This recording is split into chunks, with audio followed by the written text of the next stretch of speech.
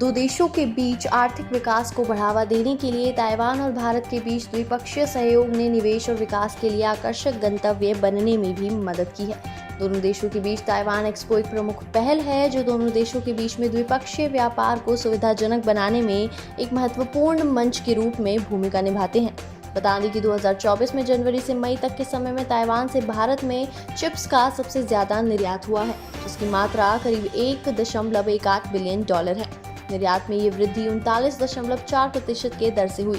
साथ ही इस वर्ष ताइवान एक्सपो का बहुप्रतीक्षित 7वां संस्करण ताइवान एक्सपो 2024, जो ताइवान के अंतर्राष्ट्रीय व्यापार प्रशासन यानी इंटरनेशनल ट्रेड एडमिनिस्ट्रेशन, आर्थिक मामलों का मंत्रालय, मिनिस्ट्री ऑफ इकोनॉमिक अफेयर्स और TITA और ताइवान भावा व्यापार विकास परिषद यानी TAITRA के द्वारा आयोजित किया जाता है।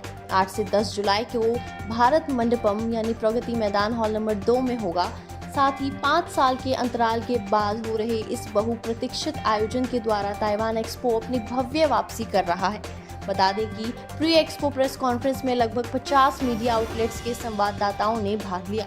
इस अवसर पर उपस्थित विशिष्ट अतिथियों में Federation of Indian Chambers of Commerce and Industry FICCI के पूर्व एशिया और उत्तरी अमेरिका के निदेशक Gaurav Vats, electronic industries association of India ELCINA के महासचिव राजू गोयल और भारत व्यापार संवर्धन संगठन ITPO के महाप्रबंधक BDD IAS राकेश चंद्र शर्मा शामिल थे।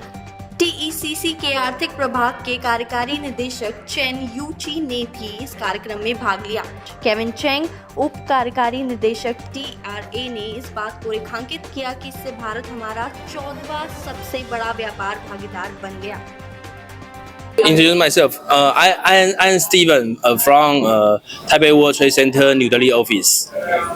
Sir, please tell us something about today's event. Today's event is we rising curtain of our coming exhibition. It's called Taiwan Expo, and this Taiwan Expo we will have 100+ Taiwan-based companies come to India, and it will happen on 8 to 10 July.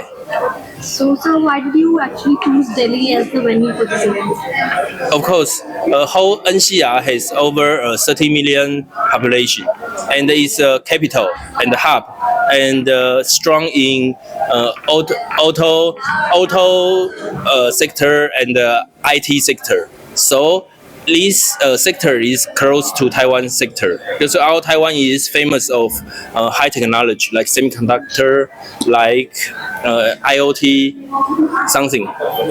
Yeah. Thank you. Thank you.